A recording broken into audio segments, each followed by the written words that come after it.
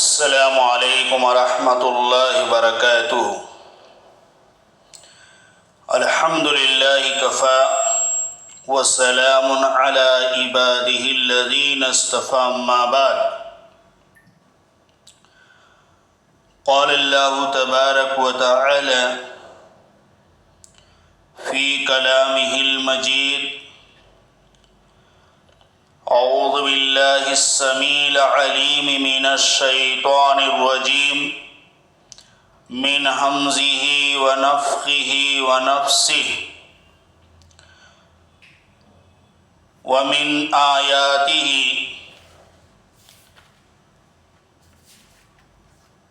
ان خلق لکم من انفسکم ازواجا لتسکنوا الیہا وَجَعَلَ بَيْنَكُمْ مَوَدَّةً وَرَحْمَةً۔ حاضرین، میاں بیوی کے درمیان واقع ہونے والے طلاق کے معاملات کی کثرت کے اسباب اور ان کے حل کے تعلق سے بات چل رہی تھی، جن میں دو سبب: پہلا میاں بیوی کا برائیوں میں اور گناہ کے کاموں میں ملوث ہونا تھا، دوسرا سبب آپس میں ایک دوسرے پر شک و شبہات اور بدگمانیاں تھیں۔ تو ان دو اسباب اور ان کے حل کے بارے میں بات ہو چکی۔ اب آج دیکھتے ہیں کہ کثرت طلاق کے معاملے میں تیسرا سبب غیرت میں افراط و تفریط ہے۔ اگر غیرت حد سے زیادہ بڑھ جائے میاں بیوی کے درمیان، رب کائنات نے غلط چیزوں کے، برائی کے دیکھنے کے وقت جو انسان کے اندر اللہ نے غیرت رکھی ہے، اس غیرت کی ایک لمٹ ہے۔ میاں بیوی آپس میں اگر اس غیرت کو درمیانی مرحلے میں لمٹ میں رکھتے ہیں تو میاں بیوی کی زندگی خوشگوار بن سکتی ہے، دونوں خوشحال زندگی گزار سکتے ہیں۔ اور اگر غیرت میں افراط و تفریط کے شکار ہو جائیں، حد سے زیادہ غیور ہو جائیں یا لمٹ سے کم غیرت کا ان کے اندر فقدان ہو جائے تو ازدواجی زندگی خوشگوار زندگی نہیں بن سکتی ہے۔ اللہ کے رسول صلی اللہ علیہ وسلم نے مومن کی غیرت کے تعلق سے ارشاد فرمایا: مومن بڑا غیور ہوتا ہے، مومن کے اندر غیرت ہوتی ہے۔ اس کے بارے میں اللہ تعالی نے فرمایا، اللہ کے رسول صلی اللہ علیہ وسلم نے فرمایا: المؤمن یغار واللہ اشد غیرا، کہ مومن بڑا غیرت مند ہوتا ہے اور اللہ اس سے بھی زیادہ غیرت والا ہے۔ تاہم غیرت کے اندر اعتدال ضروری ہے، کیونکہ اگر مرد میں غیرت بالکل نہ ہو تو اس سے اس کی بیوی اگر وہ دیندار ہے تو اللہ رب العالمین کے دین کی وجہ سے، اللہ کی توفیق کی وجہ سے وہ بچ سکتی ہے، اور اگر دیندار نہیں ہے تو اس کو آزادی مل جاتی ہے، پھر وہ بے پردہ ہو کر باہر گھومتی پھرتی ہے، غیر محرم مردوں کے ساتھ اٹھتی بیٹھتی ہے اور مختلف غیر شرعی امور میں منہمک رہتی ہے، لیکن اس کے خامند کو کچھ بھی احساس نہیں ہوتا ہے۔ اور اگر غیرت حد سے زیادہ ہو تو شکوک و شبہات پیدا ہونے لگتے ہیں، بیجا طور پہ تجسس ہوتا ہے اور ہر بات پہ بدگمانیاں ہوتی ہیں، اور یوں فرط غیرت میں مبتلا ہو کر کے مرد اپنی بیوی کو طلاق دے دیتا ہے۔ اس کا حل یہ ہے کہ اگر مرد میں بالکل ہی غیرت نہ ہو تو اسے اپنی بیوی کے لیے غیرت مند ہونا چاہیے۔ اس کی بیوی بے پردہ نکل رہی ہے، غیر محرم مردوں کے ساتھ میل ملاپ ہے، اس کے ساتھ بے تکلفانہ کلام ہے، اس کے ساتھ بے پردہ اٹھنا بیٹھنا ہے، اس کے ساتھ ہاتھ ملانا ہے، یا اور دیگر جو امور ہیں ان امور میں اسے غیرت مند ہونا چاہیے۔ اور اگر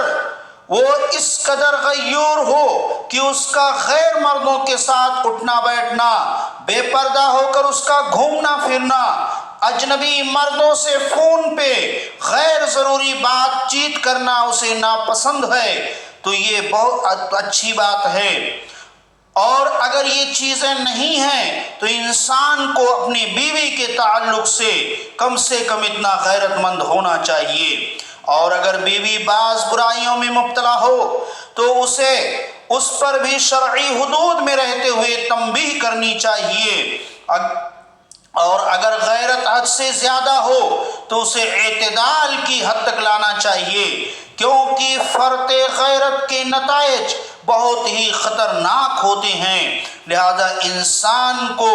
غیرت کے معاملے میں، خصوصاً میاں بیوی کے تعلق سے، ازدواجی زندگی کے معاملے میں انسان کو غیرت میں اعتدال رکھنا چاہیے، نہ بے غیرت ہو جائے کہ اس کی بیوی کھلے عام اس کے سامنے بے پردہ گھومے، غیر محرموں سے بات چیت کرے، غیر مردوں کے ساتھ اٹھے بیٹھے، غیر مردوں کے سامنے بے پردہ آئے جائے، اسے کوئی فرق نہ پڑے اور اسے روشن خیالی تصور کرے یا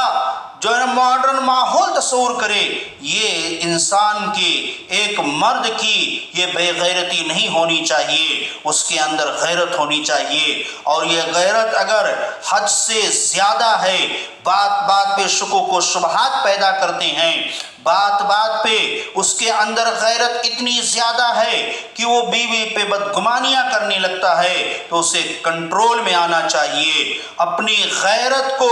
اعتدال کی حد تک لانا چاہیے، ورنہ زندگی خطرناک نتائج میں، خطرناک جو ہے ماحول میں تبدیل ہو جائے گی اور طلاق تک کی نوبت آ جائے گی۔ اسی طرح سے طلاق کے اسباب میں سے چوتھا سبب ہے مردانگی کا بیضا اظہار اور بدسلوکی کا مظاہرہ۔ بعض حضرات، چونکہ یہ معلوم ہے کہ اللہ تعالیٰ نے مردوں کے بارے میں کہا الرجال قوامون علی النساء، کہ مرد عورتوں پر حاکم ہیں، اور انہیں یہ بھی معلوم ہے کہ رسول اکرم صلی اللہ علیہ وسلم نے عورتوں کو ناقصات العقل کہا ہے، انہیں آدھی عقل، کم عقل والی کہا ہے۔ تو اس بنیاد پہ وہ بیجا طور پہ اپنی مردانگی اور عورت پر اپنی حکمرانی کا اظہار کرتے ہوئے ان سے بدسلوکی کرتے ہیں۔ ان کا طرز عمل اس قسم کا ہوتا ہے کہ ما اریکم الا ما ارا، بس رائے وہی ہے جو میں دے رہا ہوں، میری ہی رائے سب سے اونچی رہے گی۔ اپنی بیویوں سے رائے لینا گوارا ہی نہیں کرتے، یا اگر ان کی رائے سامنے آ بھی جائے تو اسے نہایت حقارت کے ساتھ اسے ریجیکٹ کر دیتے ہیں اور اسے حقیر سمجھتے ہیں، اور بس اپنی ہی رائے کو واجب العمل تصور کرتے ہیں۔ اس کے علاوہ ان کا اپنی بیویوں سے انداز گفتگو نہایت توہین آمیز ہوتا ہے، حتیٰ کہ اولاد کے کے سامنے بھی ان کی بے عزتی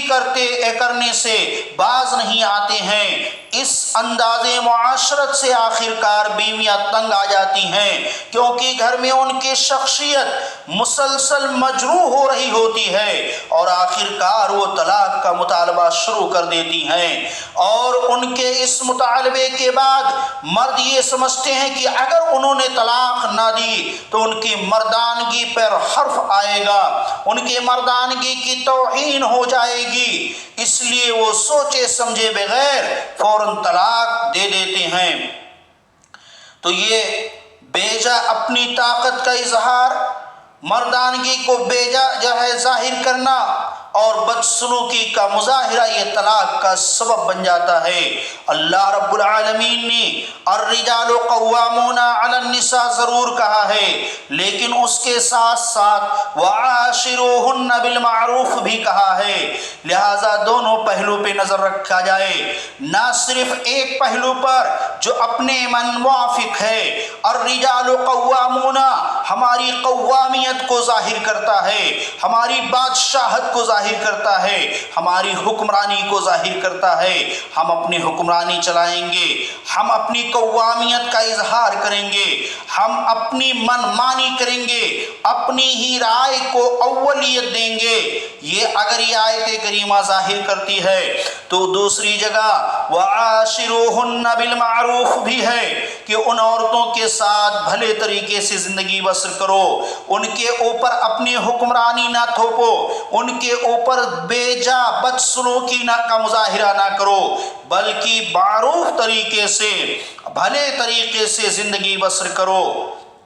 تو اس کا حل یہ ہے کہ مرد بے شک عورتوں پہ حاکم ہیں، خواتین بے شک کم عقل ہیں، لیکن اس کا یہ مطلب ہرگز نہیں کہ انہیں حقیر سمجھا جائے، ان سے بدسلوکی کی جائے اور گھریلو معاملات میں ان کی رائے کو نظر انداز کر دیا جائے، بلکہ ان کے ساتھ اچھا سلوک کرنے سے ہی زندگی خوشگوار بن سکتی ہے۔ اللہ کے رسول صلی اللہ علیہ وسلم نے ارشاد فرمایا، اکمل المؤمنین ایمانا احسنهم خلقا وخیارکم خیارکم لنسائہم، کہ مومنوں میں سب سے کامل ایمان والا، سب سے مکمل کمپلیٹ ایمان والا وہ شخص ہے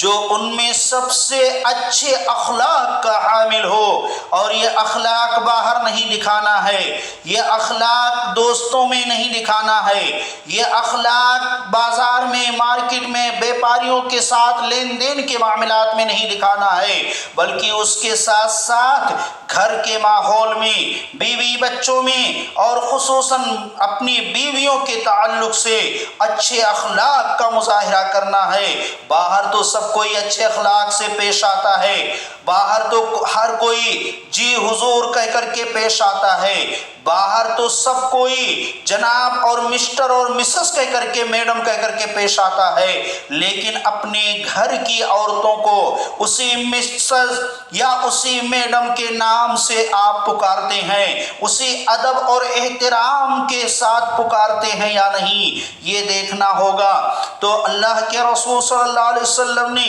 اسی لیے آگے فرمایا وَخِيَارُكُمْ خِيَارُ لِنِسَائِهِمْ، کہ تم میں سب سے بہتر وہ ہے جو اپنی بیویوں کے حق میں بہتر ہو، سب سے بہتر اخلاق مند، سب سے بہتر سلوک والا، اچھے اسلوب والا وہ ہے جو اپنی بیویوں کے ساتھ اخلاق مندی کے ساتھ پیش آئے، جو اپنی بیویوں کے ساتھ حسن سلوک سے پیش آئے، جو اپنی بیویوں سے اخلاق مندی کا مظاہرہ کرے، وہ تم میں سب سے زیادہ اخلاق مند ہے، سب سے زیادہ حسن سلوک والا ہے۔ اسی طرح سے مردوں کو یہ بھی جاننا چاہیے کہ اللہ نے ان کی بیویوں کے ان پر کچھ حقوق مقرر کیے ہیں، جن کا ادا کرنا ضروری ہے، جیسا کہ رب کائنات نے فرمایا وَلَهُنَّ مِثْلُ الَّذِي عَلَيْهِنَّ بِالْمَعْرُوفِ کہ ان عورتوں کے لیے شوہروں پر عرف عام کے مطابق معروف طریقے سے حقوق ہیں، جس طرح شوہروں کے ان پر حقوق ہیں، یعنی جس طرح سے ایک شوہر کا بیوی پہ چند حقوق ہیں، اسی طرح بیویوں کے بھی شوہروں پہ چند حقوق بنتے ہیں۔ جس طرح سے بیوی کے ذمہ یہ لازم ہوتا ہے کہ شوہر کے حقوق کی ادائیگی کرے، اسی طرح شوہر کے ذمہ لازم ہوتا ہے کہ وہ بیویوں کے حقوق کی ادائیگی کرے، ایک دوسرے کے حقوق کی پاسداری کرے۔ دونوں کے اوپر ایک دوسرے کے حقوق ہیں، جب تک دونوں ایک دوسرے کے حقوق کی پاسداری نہیں کریں گے تب تک یہ زندگی خوشگوار زندگی نہیں بن سکتی ہے۔ اس کے علاوہ نبی کریم صلی اللہ علیہ وسلم نے بھی شوہروں کو ان کی بیویوں کے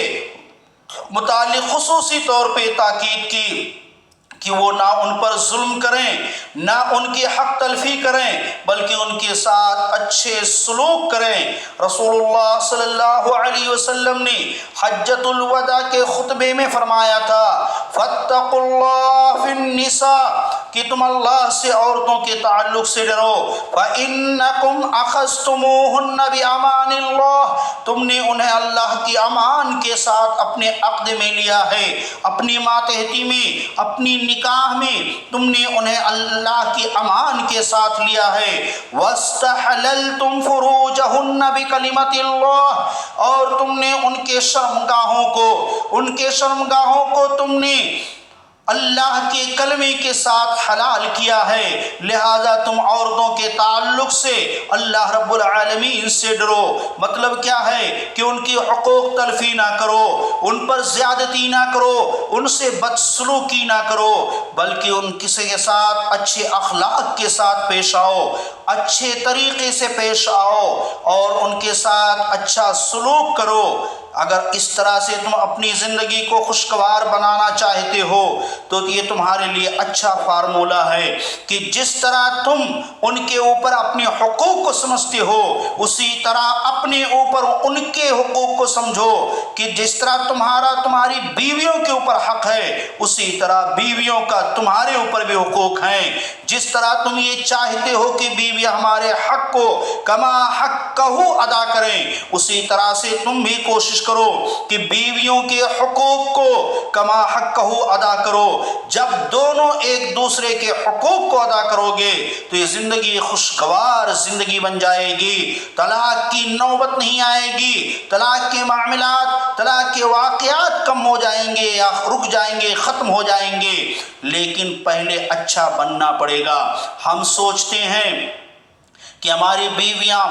سلیقہ مند ہوں، ہماری بیویاں اخلاق مند ہوں، ہماری بیویاں حقوق کی ادائیگی کرتی رہیں، ہماری بیویاں ہماری فرما برداری کرتی رہیں، لیکن جب اپنی باری آتی ہے تو ہم بھول جاتے ہیں کہ ہمارے اوپر بھی ان بیویوں کے کچھ حقوق ہیں، ان بیویوں کے کچھ ان کے حقوق ہیں، ہم ان کے حق کو ادا کر رہے ہیں یا نہیں، اس بات کو دیکھنا بہت ضروری ہے۔ اللہ تعالیٰ سے انہی چند باتوں پہ دعا ہے کہ الہ العالمین ہمیں کہنے سننے سے زیادہ سمجھنے اور عمل کی توفیق دے۔ آگے باتیں انشاءاللہ قسطوار آتی رہیں گی۔ آپ چینل کو سبسکرائب کر کے، لائک اور شیئر کر کے آپ آگے کی باتیں حاصل کر سکتے ہیں۔ سبسکرائب کیے رہیں تاکہ آپ کو نوٹیفیکیشن آئے اور آپ آگے کی باتیں جو قرآن و حدیث کی روشنی میں پیش کی جائیں گی اس کو سن سکیں یا اس کو حاصل کر سکیں۔ آمین۔